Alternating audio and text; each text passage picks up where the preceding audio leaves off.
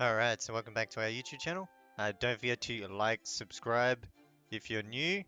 Let's get straight into today's video because we just got an update for the game and there is a new character going to be added. The Black Friday character most likely. So let's head over to the crew tab and let's see who it is. So we go to not own characters and the newest character will be another awakened character and it is ZORO ASURA. So ZORO in his ASURA form. So let's go ahead and check out what he does.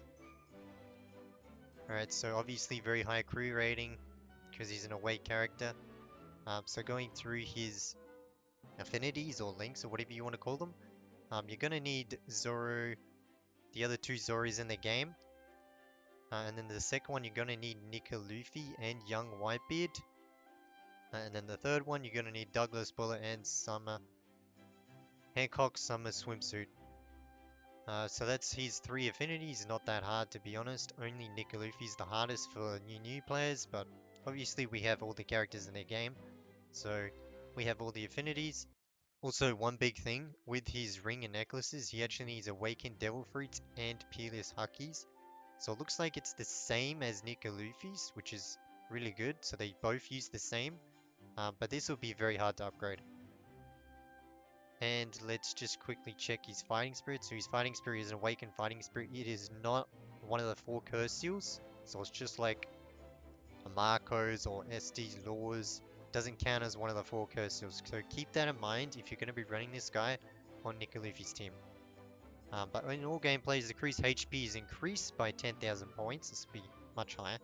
The rage is restored by 240 points each turn. And the rage is restored by an additional 28 points for each injury, so every time he gets attacked. And as it states down the bottom, it is not in the 4 basic war curse seals. This character, I'm going to be honest with you guys, is Madara Top from the Naruto version. I have been playing the Naruto version for quite some time now. I know all the characters, and it's exactly the same as Madara Top. But let's go through his abilities because you guys don't understand what they. But let's go through his abilities because you guys probably have no idea what this character does. So let's get straight into his passive. So in his passive, reduces the attack of all enemy characters by 10% and increases his own attack, defense, and ultimate resistance by 25%. That's really good.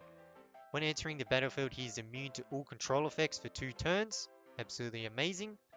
This effect consumes 1 stack each time it triggers. When he is attacked, there's a 25% chance to apply a layer of Ghastly Spirit to himself and surrounding crew members. This is exactly the same as Madara Top, as I said, with a Susanoo coat. If his HP is lower than 45% when he is attacked, he will recover 35% of his maximum HP, put himself into the Ashura state as well for 2 turns, in the first 2 turns, and all his allied crew members will get 50% of this Ashura state. This effect can be triggered at most once per battle for Zoro. Every time Zoro releases a move, so any skill or ultimate move, he restores 10% of his maximum HP to the target with the lowest HP and reduces the damage he takes by 35% for 1 turn.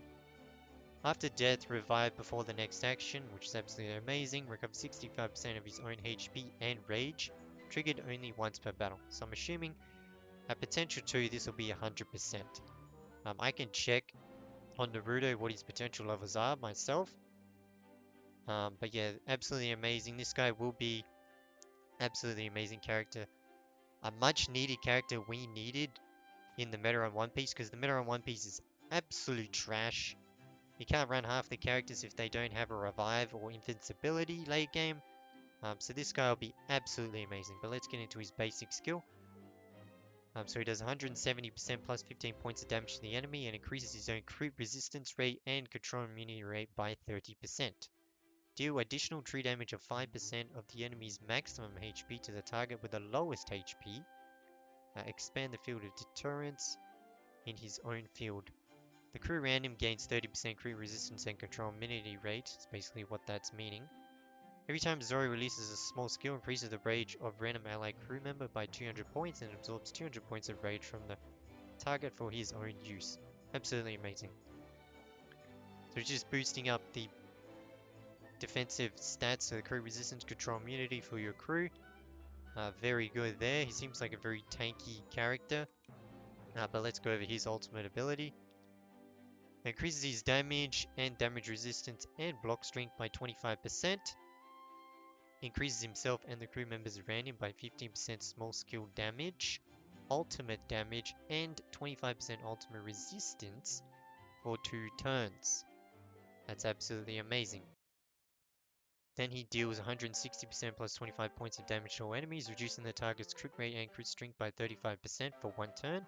Absolutely amazing because it's to all enemies, AoE, making all of our crew members gain 1 layer of Ghastly Spirit, and at the same time implant all our skill type crew members with some, whatever this buff is, increases attack, defense, and damage increased by 6%. So they all gain attack, defense, and damage increased at damage reduction by 6% for 2 turns, and can stack up to 6 layers.